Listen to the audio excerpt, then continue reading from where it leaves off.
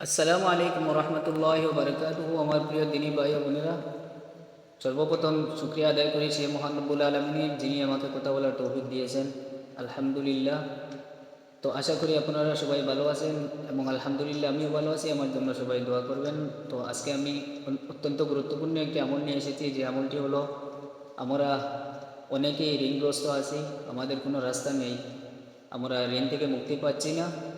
তাই ইনশাআল্লাহ তাআলা আজকে যে আমলটা আমি বলবো আপনাদেরকে, এই আমলটা যদি আপনারা প্রতিদিন করেন, সেই মহান রব্বুল আলমিনের অশেষ মেহেরবানি ও দয়ায় তিনি কুদরত থেকে আপনাকে ঋণ পরিশোধ করার রাস্তা বের করে দেবেন। তবে এই আমলটা তাদের জন্য যারা হাজারো চেষ্টা চালিয়ে ঋণ পরিশোধ করতে পারছেন না, মানে তাদের কোনো রাস্তা নেই, কিন্তু তারা হাজারো চেষ্টা চালিয়ে যাচ্ছেন, তারপরেও ঋণ থেকে মুক্ত হতে পারছেন না। এই আমলটা শুধু তাদের জন্য।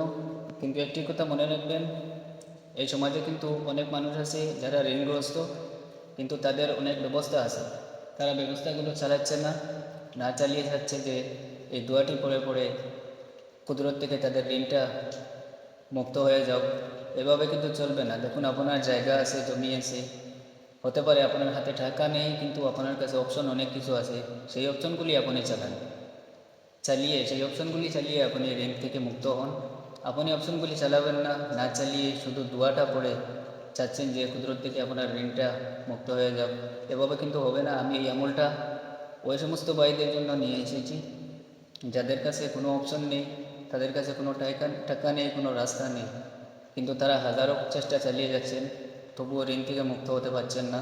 এই আমলটা শুধু তাদের জন্য। তো আমি আমলটা বলে দিচ্ছি, অবশ্যই আপনারা এই আমলটি প্রতিদিন করবেন।